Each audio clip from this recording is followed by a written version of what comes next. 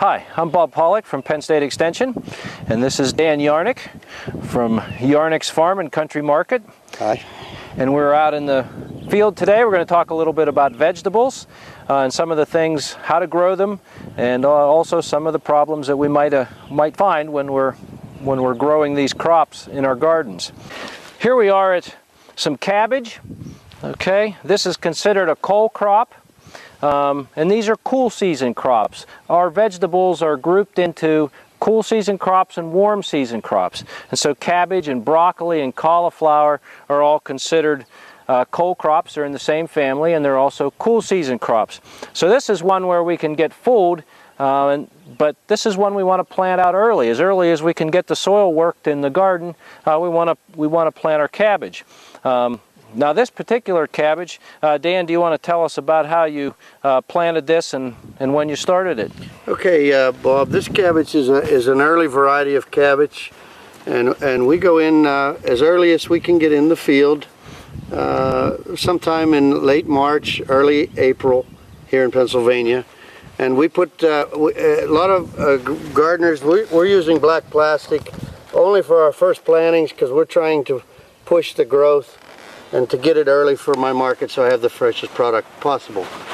So we used raised beds to warm the raised bed warms the soil, and we cover it with black plastic to help with the moisture in the weeds and to promote the growth a little more. And we put drip irrigation in also to where we can add a little extra nutrition and water.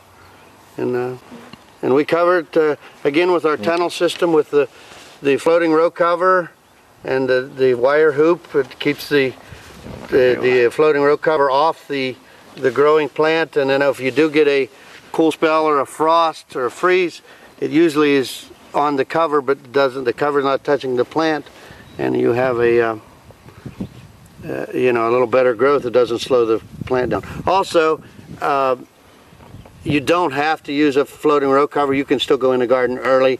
I do this because I need it early for the farm market. But you can plant it without the row cover, and cabbage and broccoli, cauliflower, well, they will take quite a bit of cold weather without too much problems. Yeah, you just need to be prepared to cover it just in case we really dip down in the mid to low 20s. You should protect them from that, but for the most part these crops like the cool weather. They grow well in even cooler soils, and especially something like broccoli and cauliflower, they like to mature before we get into the heat of summer in July.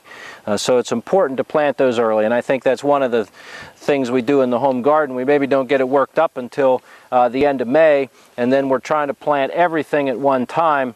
Whereas these plants, we should have had them in mid to late March or early April, and then we can be harvesting them, and when we're done with them, then we can put in our tomatoes and our peppers. And the other great thing about cabbage and the other cole crops is we can plant in the summer, in August, mid to late August, for a fall crop. Because again, the small plant is growing when the hot weather. That's right. And then it's producing fruit when it's cool, and it won't go to seed so quick. Really, the fall cauliflower and broccoli is really exceptional here in Pennsylvania. Yes. Yeah, it's really the time to grow it. And if we get a hot spring or a hot summer, then it goes to seed before you can get it all harvested. Yeah, one of the catches we run into though is a lot of places won't have transplants that you can purchase in that midsummer time frame. But come to Yarnick's, you can get those transplants. There you go. We do those. Yeah, and so you can do that, or you can start them from seed. Either way, you can. Yeah. But you can plan to have a fall crop. What's one of the most important pests that you find on cabbage? You want to watch out for the cabbage looper, a little green bugger that he turns green because he eats all the cabbage. And he almost walks along like an inchworm. He'll get a hump in his back when he's walking over the cabbage leaves, but it'll chew a hole in the leaf. So you'll start to get a hole in the leaf, and they can shred the leaves pretty well.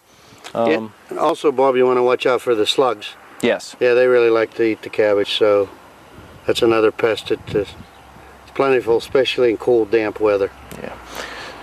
And that can even happen more often if you use straw mulch or an organic mulch underneath your plants. That gives a great place for those slugs to live because it's cool and damp, and then they'll come up at night and feed on the foliage. So. Yep, very, very true. There's always something trying to eat our dinner. That's right. But, okay, that was a few tips on growing some of the cole crops, especially cabbage.